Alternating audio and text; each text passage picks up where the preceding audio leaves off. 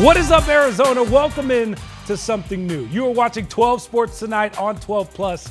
I'm Cameron Cox. Remember, happiness is a choice.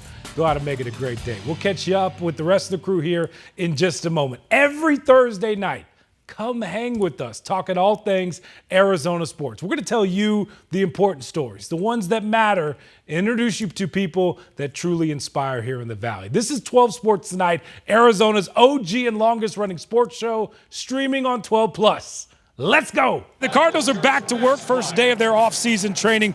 Remember all the hype on Marvin Harrison Jr. last year, 4th overall? Well, his learning curve in the NFL, his rookie season, was a bit tough, but his teammates, they're not worried. They know it's only a matter of time before MHJ breaks out. I still think he's the best receiver in the league. I still thought he was last year. I know the world may try to say other things or see other things, but I feel like I've seen him behind closed doors for years. So I'm excited to see, for the whole world, to see what I already know. After 13 years in the NFL, P2 is calling it a career. He spent a decade here with the Cardinals, becoming one of the best cornerbacks in the league. And last week, he was celebrated with his football family for his football life, with current and former Cardinals in the room, and so was 12 Sports journalist Cameron Cox. He's one-on-one with P2 in tonight's Sunday Conversation. Watch me be great. I'm sorry, watch me be legendary. Because a lot of great ones, you legendary, baby. Easy work. 1, 2, 3. I told these guys, if you forgot what it looked like or you don't know what it looked like, just follow me. Hey, hurry. All right. Well, Pat, first of all, congratulations on a fantastic career. To retire as a Cardinal, how would you sum up this moment? Oh, man, this is everything that I dreamt of. Coming back here, spending 10 years here as an Arizona Cardinal. It was only right for me to come back here and retire as a Cardinal because so much history here, dreams, goals that I was able to accomplish during my 10 years here. So many relationships, the things I was able to, get into throughout the community. This is truly home, so it was only right that I came back and retired as a Cardinal. Leather paint.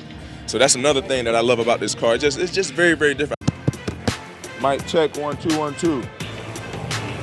The mic is clear. It's time for me to make plays today. I just want to get a pick in the group. P2 effect is definitely the real deal. Patrick Peterson wins it for the Cardinals. When I think of your time here, I think of a lot of things you did in the community. Your reading, you winning the bucket challenges over Carson, all the plays you made. Well, what are some of your favorite memories when you think back to your time with the Cardinals? Oh, man, some of my favorite memories, I'll just give you a couple. Definitely the bucket challenge on Fridays. I really did look forward to those each and every week. 'Cause you got them. You got them. I did. So I wasn't easy picking. So I love that aspect of it because we kept the team loose. Like, it was always fun. The guys always had something to look forward to when it was time to travel or to be at our stadium. The next thing is probably being able to tie the NFL record as a rookie in the punt return. Matched up on Pat P. Allen back to throw, looking for Diggs. Instead steps up, throws deep middle, picked off. Peterson got that one. I feel pretty comfortable right now. I might have to start taking interviews this week. But like I said, you guys bump rushed me a little bit. I was over here taking my tape off. Let's go. Welcome back. Welcome back. This is what they've been waiting on. Get back in my lockdown ways. I'm back. Yeah, so there's a bunch of special moments and Hall of memories. Fame legacy right there. Yeah, I hope so. My fingers are crossed. What comes to mind when you see this picture right here? Because that's also what I think of when I think of P2. Yeah, man, the Magnificent Seven, man. That was and looking at that picture, man, that was a memorable group, man, with my boy Tony Jefferson, who was here today. Dayon Buchanan, who came in as a safety. We moved him to linebacker. Gerard Powers, you already know, Tyron Matthews. Rashard, the general of the group. That guy was so freaking smart, man. He just knew so much about the game of football, and I just really love going to prepare with Rashard each and every week because I learned so much from him. What comes to mind when you see this picture? Because, Pat, we haven't seen a lot of this with the Cardinals, bringing back everybody, past, present, and future together on the stage. Like, how special is this moment to see? That's very special, man, because, all of these guys, we had the opportunity to share the field together, except for one, Mr. Roy Green. When you have the opportunity to get guys together in that fashion, you want to be able to take advantage of it because you don't see it, very often. And I know that's something that Mr. Bidwell and the Arizona Cardinals Cardinals community want to do is continue getting some of the legends back in the building, sharing stories, helping these guys. Really, really an honor and a privilege to be on this stage here today, and also being able to share with my teammates, my ex-teammates. The P2 effect still bringing people together. P2 effect is real. We didn't have a pick while I was at home sitting on the couch. As soon as I step on the field, we get a pick second drive. You tell me something. You mentioned that you and Mr. Bidwell had a talk and squashed some things. And, what were some of the things you guys talked about? What was your beef when you left your pack? I'm always up for a contract negotiation. I just want to apologize to everybody for asking for that trade in the middle of the season. I'm here to stay, baby. Where's Steve Hahn? Still running for me. I've been told a lot of things about me with the other organization. Stop running. Stop running.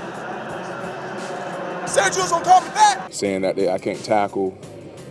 I'm old, I lost it. So I wanted to show them that. I know there was a lot of things, said, and, it wasn't the greatest departure. What's your message to fans? No, it's really, all that stuff is behind us now.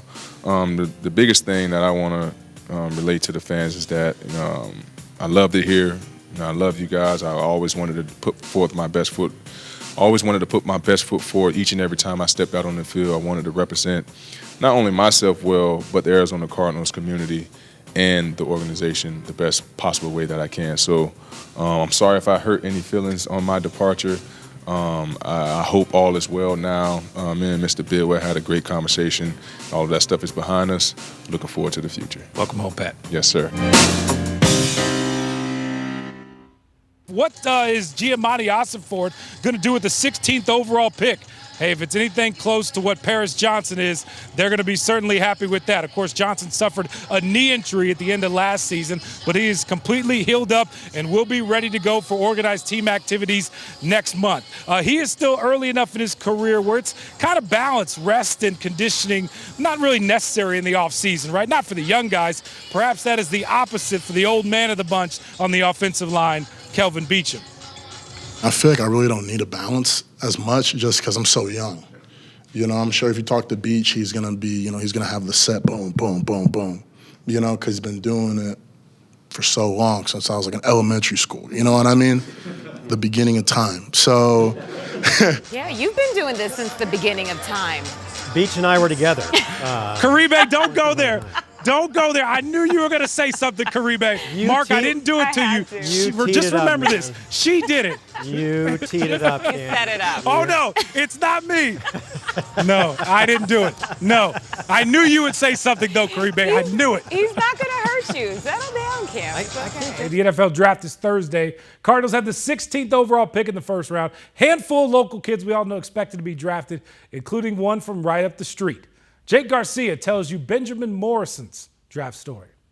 It was his first public workout since surgery, a desire to show that his hip is healthy. Former Brophy star Benjamin Morrison back at home before this week's NFL draft, hoping to prove to NFL teams he's the same shutdown corner he's always been. A job interview took place Monday in Phoenix. The candidate answered questions potential employers observed and took notes. 20-plus NFL scouts on hand, including reps from the team down the road. They wanted to get eyes on a polarizing prospect, someone whose production isn't a problem, but whose recent injury history might be. They wanted to see if I could move, and I think I answered that question pretty well. Benjamin Morrison's junior season at Notre Dame was cut short. He's bouncing back from a torn labrum in his hip. Both of them are bilateral. There's no problems with either of them. So I think for me, it's just like, look, the hips aren't an issue. I wanted to answer that question before draft just because I don't want to leave it up to them. Morrison took the health of his hip into his own hands, considered a move to bolster his stock. I think a lot of people forgot, but that's why I did this so they can't forget. 3 days before the draft, they see that I can move and be healthy. His high school supporters like what they saw. Been a fan of Ben since 2019 and going to keep being one for the rest of my life. Jason Jules' first year as Brophy's head coach was Morrison's first year on varsity. The first game we played in, he had an interception against Liberty in a close game, 9-6 that we won. His breakout game, I think, came against Hamilton, tough physical game that we also won, and he had to go against a future pro in Brendan Rice and did a nice job. Future pro became Morrison's path too. He'll be the first NFL player from Brophy under Jules' watch. A player known for lockdown defense, but on Monday, he went on offense. I don't think there was any risk in this. If anything, I showed him I'm healthy again. Morrison played for the Brophy varsity team from 2019 to 2021. The decision to hold the workout at this school on this field, symbolic. This is the place that got him to college. It'll soon be the place that gets him to the NFL. That jingle is just a few days away, and it's music to the ears of a local product. Tyler shocked even himself. He didn't expect to be shooting up draft boards. This wasn't even close to being in the cards the year before. But now that he's here, the confidence is growing. I'm the most ready to play and experienced guy in the draft. That has all the physical tools and then the mental processing capabilities to go and operate any offense. Tyler's had a lot of time to practice that stump speech. He played 7 years of college football for 3 different teams and turns 26 in September. Numbers that used to give the NFL the ick. But today, age can be an advantage. They view it as a strength more than it is a negative, just because you go through a lot of the things that younger rookies go through at 21, 22, and their growing pains, and I've kind of already had those. Shuck also had to shake off a series of literal pains. Broken collarbone in 2021, again in 22, a broken fibula in 23. He thought about quitting football. If anything, it strengthened me mentally and physically. His super senior season at Louisville sent his stock skyrocketing. It gave me a lot of confidence, and it kind of lit a fire in me to go out there and keep striving and keep getting better and keep persisting. The embers of those flames are felt in Phoenix. Well, I'm biased. Of course he's the best quarterback in this draft. Are you kidding? Dick Banaszewski was Shuck's high school coach at Hamilton. He said Tyler's been persisting since he was a teenager. It didn't matter the obstacle. He still had his eye on the finish line. Shuck's time on campus coincided with the football hazing scandal that rocked the school. Tyler not involved in it, but as the varsity quarterback, he had to speak to it. I don't think anybody would have told us how we would have been where we are or how we're feeling at this moment. Forced to grow up quickly, Tyler took the challenge. Having a kid with that much maturity made that transition for everybody much easier. More than 8 years later, those lessons have stuck with Shuck. It really foreshadowed a lot of what I went through in my college career, a lot of stuff that you can't really control. He's embraced his journey. And I think a lot of the teams have just appreciated the candidness. Refused to be jaded. White lightning, you gotta love it. A jingle at the draft, the reward for the unwavering joy. What's up, Sun Devil Nation? Make some noise! The Lineman's Den is off and running. What was the idea behind this, and how has it been so far? It's been great. I really think about, just some fan connection. I talk a lot, so why not do it where other people can have opportunity to come and enjoy some food, but kind of get some fun facts, maybe some things that a lot of fans don't know. Kenny Dillingham, your head coach, actually mentioned that you might be sharing some secrets about the program. He said you're one of the funniest guys on the team. What is it about O-lineman that allows your personality to kind of shine through? You don't get a whole lot of glory on the field, but this is your time to shine, right? Mm-hmm. I think we surprise people. I know they look at the quarterbacks, the running backs, the DBs, that are the funny guys. But I think offensive line, when they see how funny we are, how energetic, how charismatic, I think it's just kind of more a surprise. I don't know why they feel like offensive linemen are boring, but we got to get that stigma out the way. I know you made Juanita's night just meeting her tonight, 25-year season ticket holder. Sun Devil Nation proud. Thank you for being here. And the warm welcome has been phenomenal. So I just want to, this is the part I like. I want you guys to pull me out of my office to be engaged. So when you can share in these special moments like now, I love being here and sharing in this moment with you all. What is the vision for this program, big picture? The vision is sustained success. I mean, when I'm thinking about championships, I plural it. I want to cut down nets. We were talking about Charlie, and I look up at our practice facility, and it has Elite 8, Sweet 16 banners, and that's where I want to get this program back to. So do you, maybe pull out some old plays for the girls? They like to think coaches like, hey, you guys probably weren't any good because they get older. They probably think I am a has-been, but I'll get in a stance every once in a while and show them how it's done. So I've seen Coach Miller in practice. She's a firecracker. Any other secrets, any other guests we can look forward to on the Lineman's Den here at Pedal House? We'll see. It could be some guys. We'll talk through it, but I would say definitely stay tuned because we got a lot of good guys in our facility and a lot of firepower as far as people, charismatic people with a lot of bright personalities. How much are you looking forward to Fan Fest and activating the crowd energy out at Mountain America Stadium on that Friday, April 25th? I think we really want to let everybody know is that we're really trying to have a really fun Fan Fest. I know you talk about football, but the reality is they have a lot of stuff going on, so we can't wait to see all the fans there because it'll really be more about the fans rather than football. Koa Pete heads down south to play at least a year of college basketball at U of A. At least a year. He chose to stay local after high school and a career that showed unwavering loyalty to Perry and his hometown. The decision paid off with the Pumas winning 4 state titles during his time with the team. Cameron Cox sits down with Pete in tonight's Sunday Showcase. Signing the next chapter of life, Koa Pete finally allows himself to reflect on the journey. Met a lot of great people along the way. It's just a blessing to have such a great school just 5 minutes away from my house, and to be able to go here all 4 years was a great experience for me. Did it fly by?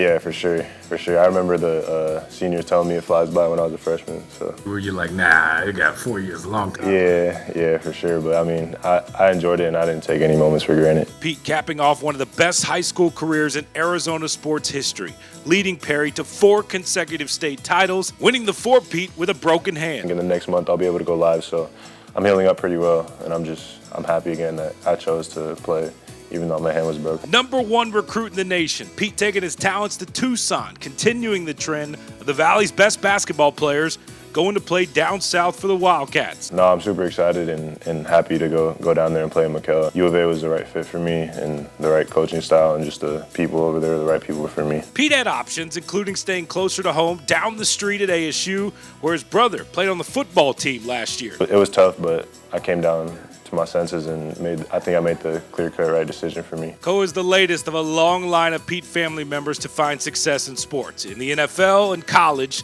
in football and basketball. I've always wanted to be like them, so I worked hard because of them, and they were my motivation, to be honest, because the stuff they did, I feel like I kind of have to live up to that or exceed that, so that's kind of how I put it into my mindset. Out of all 7 of our kids, he is the hardest working, self-motivated kid that we have had. His dad always said that the little one would be the best one. Would you agree with that? No offense to the other ones, but his dad wasn't wrong. Coaching most of the kids, his former coach at Perry, Sam Dwayne Jr. Impressive people that I've coached, I put Cole on the Mount Rushmore. Family has been incredible to me. The trust that they've had in me with all their sons and the relationships with that family is priceless. And even that relationship is more so than wins. Pete is projected to be one of the top picks in next year's NBA draft. No surprise to those that know him well. When that time comes, which I think is going to come very quickly, he will be a tremendous prospect. He will flourish in the NBA. Koa's story is unforgettable. A top recruit staying all 4 years at their local school seems unheard of these days.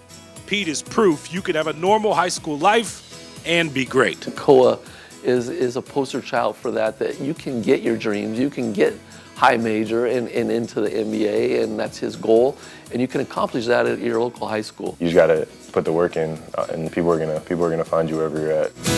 It is becoming one of the more important events in the Valley. It is the 5th annual Skating for Layton this weekend, this Sunday at Salt River Fields from 9 a.m. to 1 p.m. You can walk, skate, run, or just come hang out. Skating for Layton raises money for girls' youth hockey programs here in the Valley. In 4 years, the Layton Accardo Memorial Fund has raised roughly $260,000. Of course, this event honors the life and legacy of that young lady right there, Layton Accardo, a young hockey player who passed away after a battle with cancer in 2020 at the age of 9. I will always remember seeing that smiling face skating around on Hockey Fights Cancer Night out there for the Yotes. Layton's impact on hockey in our Valley continues to be massively important and life-changing. It's why the former team here in the Valley, the Coyotes, put her in the Ring of Honor. Her dream of growing the game here is a reality. Thanks to events like Skating for Layton, more and more young girls every year are signing up to play hockey. This is one of my favorite events because all aspects of Layton's life come together for this event. Her baseball friends are there. Her school friends come. Girls that she figure skated with. And then obviously the hockey community, which is just the best. So it's like a big reunion. A lot of parents who have lost a child would love to have an event like this for their kids. So Jeremy and I don't take any of that for granted, and we appreciate everyone's hard work and commitment to it. It means, more than I can really put into words. Since the inauguration of Skating for Layton, 253 girls have learned to play hockey through the money raised. Talking about her is my favorite thing. It's the hardest thing, but I don't want to stop doing it. So even though it's hard, I make myself do it. People that I've never met before still come up to me in the rink and tell me like, hey, we've never met, but I want you to know that we saw your daughter and that's why my kid's here playing hockey. And so I just wanted you to know that, her impact has been felt. Like everyone goes out of their way to make sure that we know that they're remembering her and that, that she's impacted them and that her legacy is not forgotten. So it means a lot because and I cry a lot when people come up and talk to me about her, but I still love talking about her.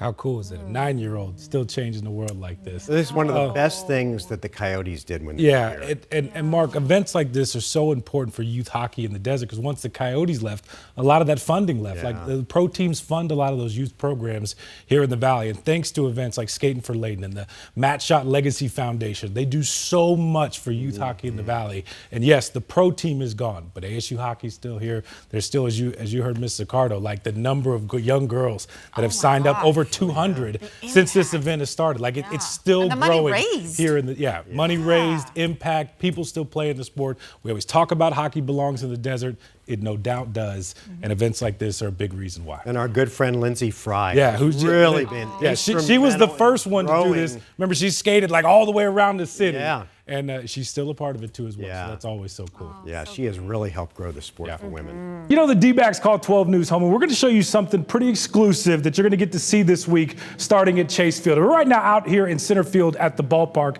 at the D-backs Hall of Fame and Museum. Check out this place. Look at it. It's awesome. It's got memorabilia, favorite moments from years past, and then right over here, photography. Yes, these are pictures actually taken by Hall of Famer and D-backs legend Randy Johnson. These are from his personal collection. You all know at home, he's been a big photographer post his baseball career. He's traveled the world taking pictures of all kinds of things. And now you, the fans, can get a chance to see his exclusive collection right here at Chase Field. What does it mean to have these pictures here, Randy? How cool is this to kind of mix, of course, your baseball legacy with your love of photography? Fans get to enjoy both now. Well, I think it's there's no greater place than having it at the Baseball Hall of Fame. I had it there for 7 months, and it was my hopes to bring it to the ballpark. And it's a much smaller scale of my work now, but I'm happy that something is here.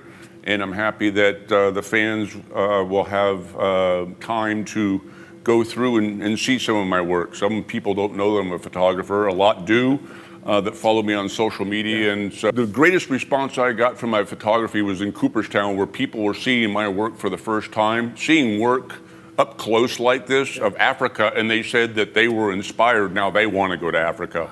And for me or for them to have that feeling, you know, that's pretty cool. Guys, how cool is the big unit post-playing baseball? You are looking now at his personal collection. Make sure to watch 12 News coverage of Diamondbacks baseball all day on Friday. It all begins with Today in AZ starting at 4:26 to 7 a.m. Then from 7 to 8 on 12+. Then it's D-backs on deck at 3 as we take you live inside Chase Field with exclusive access and stories. Followed by 12 News from 4 to 6, with a special edition of NBC Nightly News at 4:30. The D-backs pregame show starts at 6, leading up to the first pitch at 6:40.